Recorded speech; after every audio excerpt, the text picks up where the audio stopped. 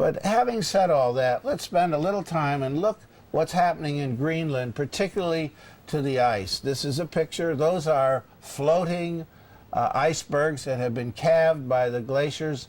The peak on the right is over 100 meters or 100 yards. That's a football field in height, and the lateral extent is the size of a city block. And these are gigantic pieces of ice. In fact, where we're going to go is likely to be the location from which the iceberg was calved that took the Titanic out. But let's take a visit and see what's going on in there. We're going to go up to a fjord near Disco Bay to Ilulissat Glacier. That little spike coming out is 45 kilometers long, and we're going to go up to the head of that glacier and have a look. These are magnificent things to see. They flow, they move, and you can see all the cracks that everybody has already known about, the crevices that are so dangerous to people who go onto these glaciers. But inevitably, gravity causes these glaciers to move. But what's happening and what we're learning is that the warming of the planet and processes we'll discuss in a moment are making these move much more rapidly and hence exiting large amounts of ice into the sea. Now this is a picture over a 10-year period of the warming of the ice mass in Greenland. On the far right, 1992, and on the far left is 2002. And you can see that red zone. Those are the locations where melting is occurring. Those red zones are increasing at roughly 1% per year, so it won't take very long to massively melt this glacier. There's a picture of what it's looking like in 1995. The whole southern part of Greenland is now melting in the summertime. What's really happening up there and changing the whole understanding of the processes that govern the behavior of glaciers are these things which we call moulins. And a moulin is just a tiny crevice where water could creep down in the warmth of the summer when we have longer periods of warming. And as that little crack that goes all the way to the bottom gets opened up and opened up, it becomes a hole maybe 10 or 15 meters in diameter, and a whole array of little rivulets becoming rivers feed that moulin, and that moulin takes water all the way to the bottom of the glacier. And we've now seen pictures using radar systems that show that the bottom of the glacier is now being inundated with water, and so it's like putting oil on the bottom of the glacier that allows it to move more rapidly. But as you know, the ice is lighter than water, so if that water is underneath, that water is also pushing up from the bottom on the glacier, taking some of the forces off on the side, and as a consequence, as you'll see in a minute, these move very rapidly. And this is what it's beginning to look like. Those massive icebergs have lots of open water around them. That was not the case as recently as 5 years ago. I've been to a place where this Ilulissat region, the harbor was frozen every winter. Well, for the past 5 years, that harbor's been ice-free year-round. And that has some positive effects. Fishermen can fish. But sealers can't seal because the seals are able to swim away and they're not sitting on the ice. So massive effects on the local population of Inuits. Let's look at this glacier more carefully. There's some detail in here, but the essence of it is this glacier oozing out like a tube of toothpaste as recently as a decade or so ago was only coming out at a few kilometers per year.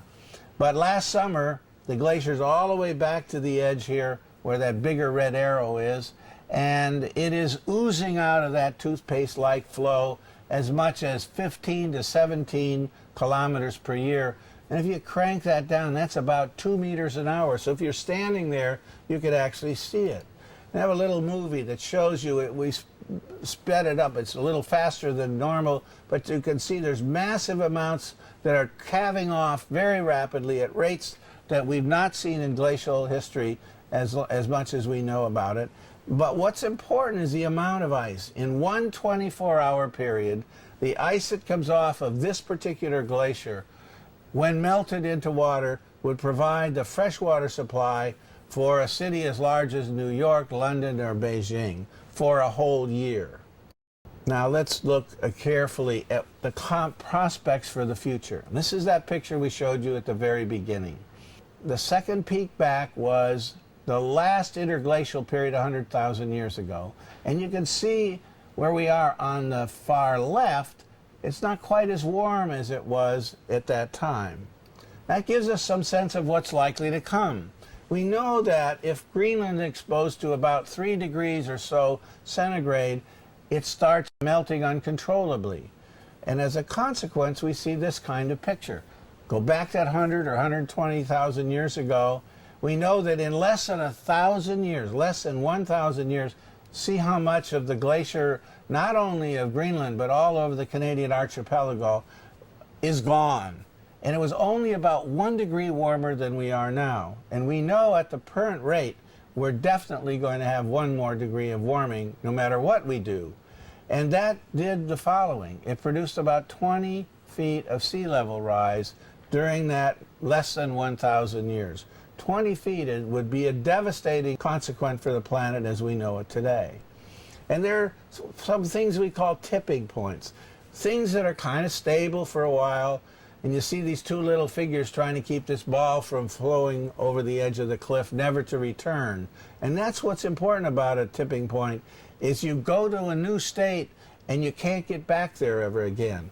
And what happens over time is that the force on the left overcomes the force on the right and the ball goes off. And let's see how that would play out. And one of those tipping points is the release of methane. The blue line here is carbon dioxide, but the one to look at here is that 400,000 years you've now seen several times, moving over to the present. And methane, the bottom blue, you can see has gone up dramatically. 2.5 times as much methane in the atmosphere today than we had at any time over the last 900,000 years.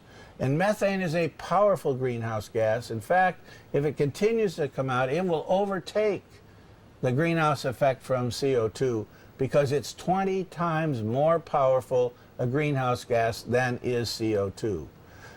And we know it's going to get warmer, so the prospects of the future are not very exciting, to say the least, because we expect that by the end of the century we may see as much as 18 degrees Fahrenheit or 10 degrees centigrade of warming in that region that will cause that prospect to continue. Now here's what we're seeing currently. This is a lake pond in Siberia taken by one of our colleagues at the University of Alaska, and there is already outgassing of methane coming from the trapped ice that used to be holding that methane back, and the methane is now bubbling up here, and we are worried about the prospects over the future. There's a lot of unknowns about it, but we do know for a fact that it is now starting to outgas, and what we can't do with our current knowledge of science is the rate, whether this is going to accelerate over the next few decades or over the next 100 years. But what is clear is if we stay on this warming path that we're now on, this methane will come out very rapidly and overtake the greenhouse gas that we see from the effects of CO2, probably on the time scale of about 100 years.